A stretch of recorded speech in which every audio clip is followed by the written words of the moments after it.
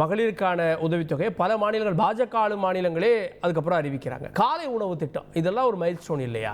இந்த காலை உணவு திட்டம் முதலாக அறிமுகப்படுத்தப்பட்டது அண்ணா திராவிட முன்னேற்ற கழகத்தின் ஆட்சியில். சென்னை மாநகராட்சியில் இருக்கிற மாநகராட்சி பள்ளிக்கூடங்களுக்கு எங்கள் பொதுச் செயலாளர் முதலமைச்சராக இருக்கும்போது நாங்கள் அறிமுகப்படுத்தினோம். அதை அவர்கள் விரிவுபடுத்தியதை சொல்லுவாங்க. ஆனால் அதை அவர்கள் சொல்ல மாட்டாங்க. சோதனை முறையில் தானே நாங்கள் அறிமுகப்படுத்துறோம். அதை அவங்க எங்களோட ஆட்சி முடியுது அதெல்லாம் சொல்ல மாட்டாங்க. நான் கேட்கிறது, உலகத்திலேயே இந்தியாவிலேயே இப்படி ஒரு அரசு சிந்தித்தது உண்டா? நானும் கேட்கிறேன். குடிசைகளுக்கு வரி போடுகிற அளவிற்கு இந்தியாவில் ஏதாவது ஒரு அரசு சிந்தித்தது உண்டா?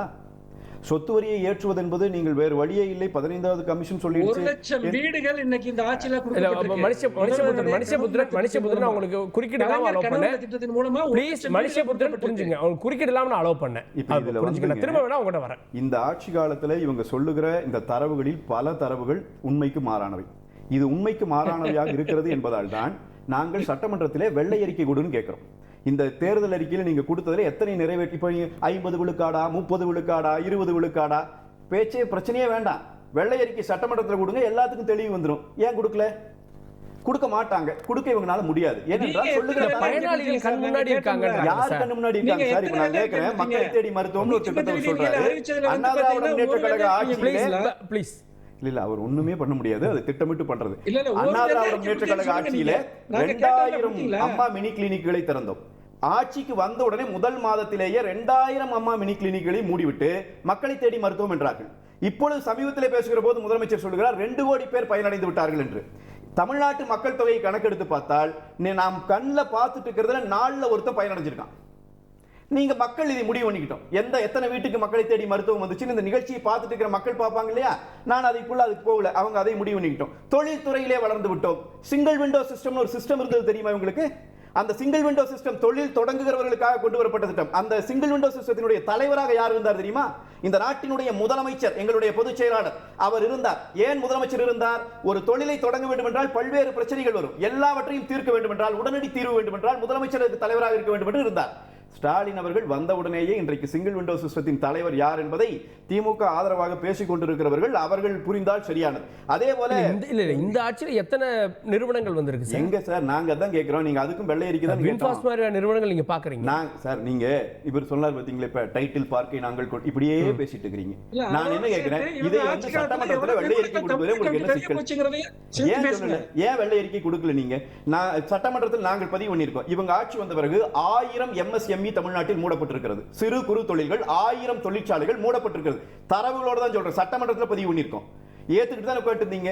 ஏன் நீங்க இப்ப இவ்வளவு பேசுறவங்க ஏன் வெள்ளை அறிக்கை கொடுக்க மறுக்கிறீங்க, பயப்படுறீங்க?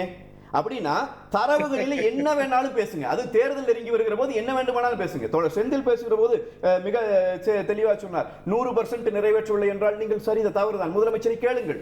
டீசலுக்கு விலை குறைக்கவில்லை என்றால் சரிதான், முதலமைச்சரை கேளுங்கள். அதைத்தான் சார் கேட்கிறோம். அதை கேட்டா தான் உங்களுக்கு கோபம் வருது. நீங்க ஒண்ணுமே இவங்க பண்ணலன்னு நாங்க எப்ப சொல்ல வரோம்? நாங்க மட்டுமா சொல்றோம்?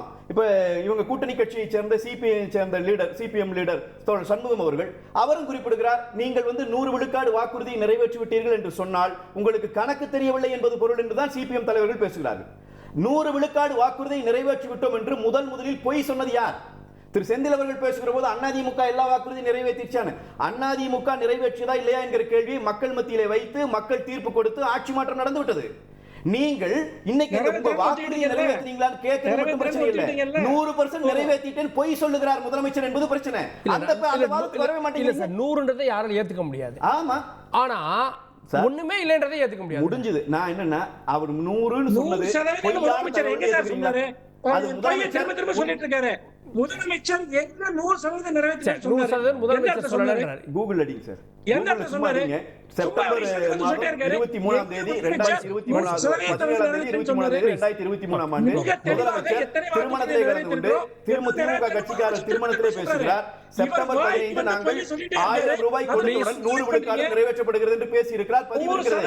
அதன் பிறகு 90 விழுக்காடு என்று பேசினார். அதன் பிறகு நம்பர்களை சொல்லி ஒரு வாக்குறுதி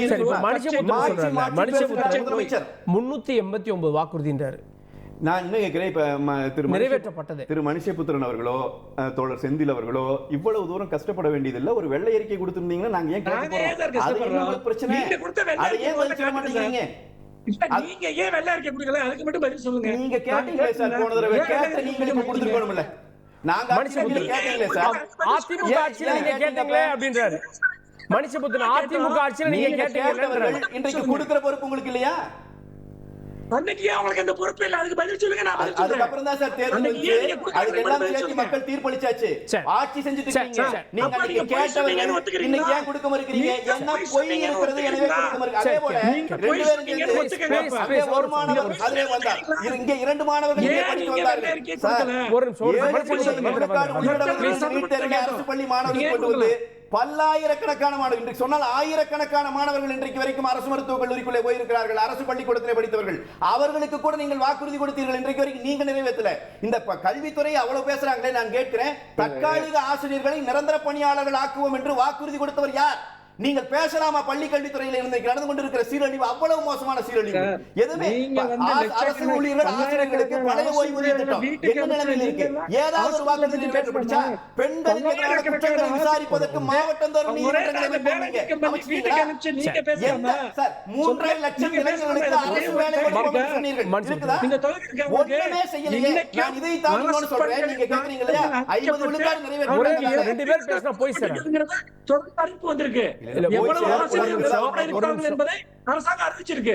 போய் படிங்க, பேப்பர் படிங்க. சரி, ஓகே ஓகே. நாங்க பேப்பர்ல படிச்சோம் சார். நீங்க உங்க அளவுக்கு நாங்க படிக்கலீங்க. ஆனாலும் பாமர மக்களின் எவ்வளவு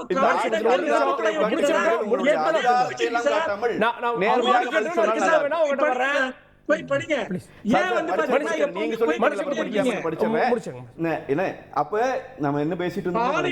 அந்த அளவுக்கு தொடர்ச்சியாக வந்து இவங்க கொடுத்த வாக்குறுதிகளை நீங்க இன்னொன்னு கேட்டீங்க. 50 விழுக்காடு நிறைவேற்றிட்டாங்கல்ல, 20 விழுக்காடு இருந்தாலும் குறை சொல்றீங்கன்னு கேக்குறீங்களா? ஏன் குறை சொல்றோம்னா மக்கள் நல திட்டங்கள் என்று அண்ணா திராவிட முன்னேற்ற கழக அரசு கொடுத்து கொண்டிருந்த திட்டங்கள் அத்தனையும் நிறுத்தினாங்க.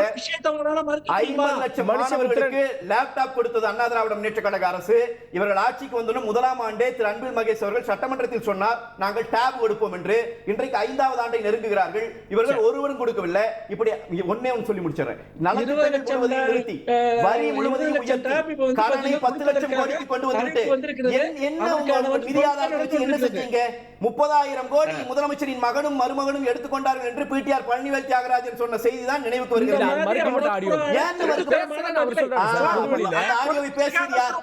கண்டுபிடிக்க வேண்டியது காவல்துறையின் வேலையா இல்லையா? இல்ல, அவர் மறுக்கிறாரு. காவல்துறையின் வேலையா இல்லையா கண்டுபிடிக்க வேண்டியது? காவல்துறை ஏன் கண்டுபிடிக்கல? 5 லட்சம் தான் காவல்துறை எங்க? சரி, கேப்போ தான் அவங்க இறந்து போனாங்க. அதை மறந்துடாதீங்க. கேப்போ நோ ஊரே போனீங்க. ப்ளீஸ் திருச்செந்தில் இந்த எலெக்ஷன்ல ஏன் நாங்க 40 ஜெயிச்சிட்டோம், அப்ப நாங்க வாக்குறுதியை நிறைவேற்றிட்டோம் அப்படின்றீங்க. ஆனா அதுக்கு வந்து நம்பர் ஒரு காரணம் இல்லையா? அதிமுக பாஜக தனித்து இருந்தது, இன்னைக்கு ஒன்னு சேருது.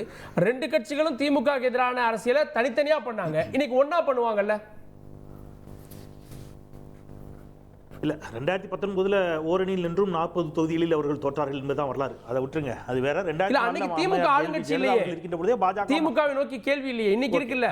பரவாயில்ல, நீ அந்த கேள்வி வரும்னு தெரிஞ்சுதான் நான் சொல்றேன். அதிமுக ஆட்சி கட்சியாக இருந்த பொழுது, அம்மையார் செல்வி ஜெயலலிதா அவர்கள் உயிரோடு இருந்த பொழுதே 2004 நாடாளுமன்ற தேர்தலில் அதிமுக பாஜக ஓரணியில் நின்ற போது 40 தொகுதிகளையும் அவர்கள் தோற்ற வரலாறுலாம் இருக்குது. அதனால அந்த கணக்குக்குள்ள போனால் அது நம்ம வேற ஒரு டாபிக், அதை நம்ம பேசலாம்.